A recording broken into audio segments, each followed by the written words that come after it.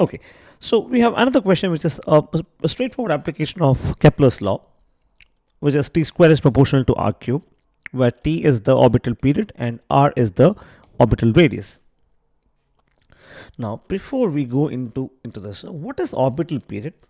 The orbital period in this question specifically is the time Earth takes to complete one full revolution around the Sun. Okay, so let's I should have added this definition in the last couple of questions. So my bad. So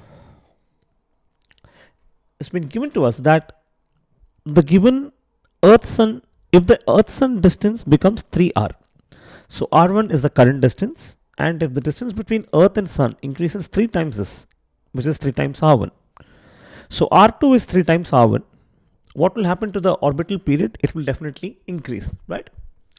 Now, how much is that increase? Or not, okay, not the how much is the increase. We've been asked to find out the new time period. So t2 square by t1 square is r2 cube by r1 cube. Transposing t1 square, this becomes t2 square is equal to t1 square into r2 cube by r1 cube. But r2 is 3 times r1, right? Therefore, r2 is replaced with 3r1. 3r1 the whole cube is 27r1 cube. r1 cube by r1 cube is 1. t2 square is t1 square in 27. Taking square root on both sides. Root of t2 square is t2. Root of t1 square is t1 times root 27. Now, T1 is 1 year. Why? Because it takes 365 days or 1 year for the Earth to complete one revolution around the Sun. And 27 can be written as 3 root 3, or in years it is 5.196 years.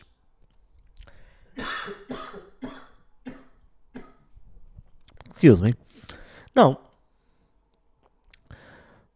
which gives us the correct option as option D, 3 root 3 years. Right? 3 root 3 years. Okay. So, just to give a brief summary.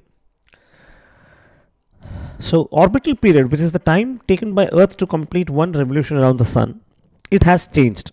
And how much has it changed? It has changed from 365 days to 1897 days. To put it in other words, the number of days in a year,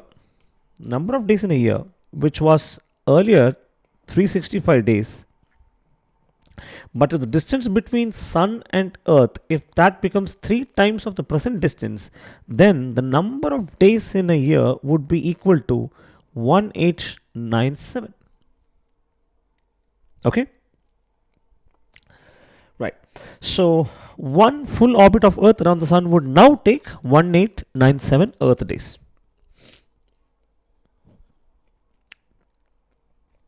So, the orbital period at distance r is 1 year, at distance 3r is, my bad, it's not 1 year, it should be 3 root 3 years. Or is 365 days, or is 1900 days. Essentially means that one calendar year would now be 1900 days. And it's okay. Season and the possible consequences. See, these are things that well, I plugged in this here. Although I plugged in this here, this was ideally not supposed to be here. Sorry. So these are questions which are meant for the discussion of geography for the civil service aspirants, right? Something that comes in climatology. So I just wanted to extrapolate that, but the slide was here over here. Sorry for that.